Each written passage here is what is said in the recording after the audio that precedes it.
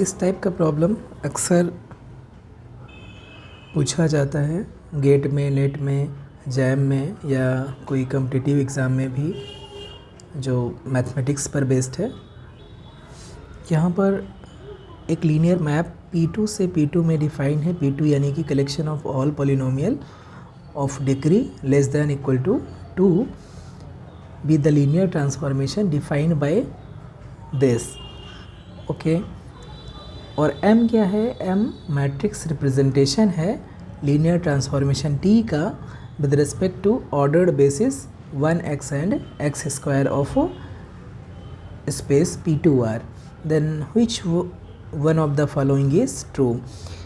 और ये जो ऑप्शन है ये डिटर्मिनेंट से रिलेटेड है। डिटर्मिनेंट जो मैट्रिक्स रिप्रेजेंटेशन है उसका डिटर्मिनेंट क्या होगा, या रैंक क्या होगी, या उसकी आइगन वैल्यू क्या होगी, या नलिटी क्या होगी।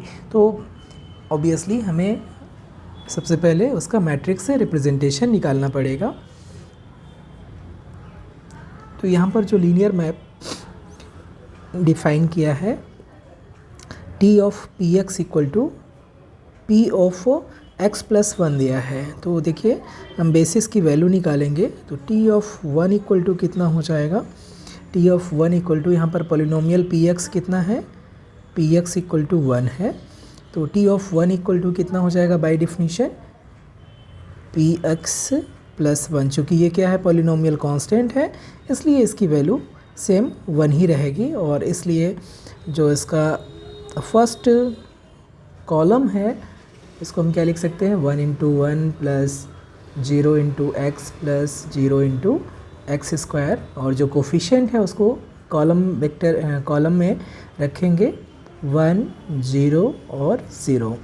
फिर अगेन T ऑफ x की वैल्यू क्या हो जाएगी? यहाँ पर polynomial Px equal to x है, तो T ऑफ x की बाय डेफिनीशन इसकी वैल्यू हो जाएगी x प्लस 1। x की जगह हमें x प्लस 1 रिप्लेस करना है। तो ऑब्वियसली इसके कोफिशिएंट क्या हो जाएंगे? 1 into 1 plus 1 into x plus 0 into x square. और सेकेंड कॉलम की एंट्री हो जाएगी 1, 1 एंड 0। फिर T ऑफ एक्स स्क्वायर की वैल्यू क्या हो जाएगी? x प्लस 1 का होल स्क्वायर। और ये हो जाएगा 1 plus 2x plus x square. और इसलिए थर्ड कॉलम की एंट्री हो जाएगी 1, 2, 1। ये अपर ट्रायंगुलर मैट्रिक्स है। अगर इसे हम M से नाम दें, जैसे कि क्वेश्चन में कह रहा है कि M है, इसको हम M से रिप्रेजेंट कर रहे हैं, तो जो डिटर्मिनेंट है M का वो कितना हो जाएगा? Product of principal diagonal entries. और चूँकि अपर ट्रायंगुलर मैट्रिक्स है इसकी वजह से प्रिंसिपल डायगोनल में जो भी एंट्रीज़ है उनका प्रोडक्ट डिटर्मिनेंट के बराबर हो जाएगा, और ये 1 के बराबर हो जाएगा। और ये चूँकि नॉन जीरो है इसलिए इसकी जो रैंक है, रैंक ऑफ मैट्रिक्स M कितना हो जाएगी? 3 हो जाएगी। और इसलिए इसकी जो नलिटी है M की वो 0 हो जाएगी, यानी कि जो नल स्पेस होगा उसमें सिर्फ ट्रिवियल एलिमेंट आएगा, यानी कि 0 वेक्टर आएगा। और ऑब्वियसली अगर आप देखेंगे इसका कैरेक्टरिस्टिक इक्वेशन निकालेंगे तो ये कितना हो जाएगा? 1 माइनस लैम्डा का क्यूब हो जाएगा।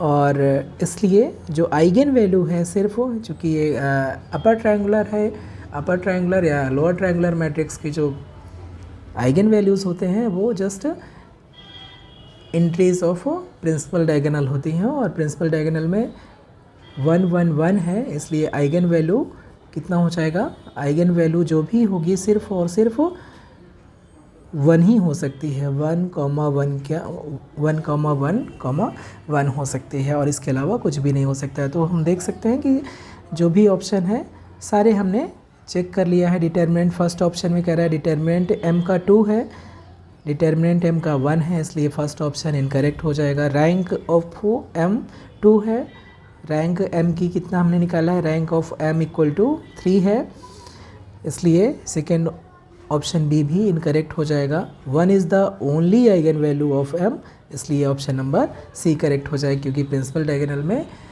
एंट्रीज जो है 1 1 एंड 1 है, इसलिए सिर्फ और सिर्फ आइगन वैल्यू इसकी 1 ही हो सकती है।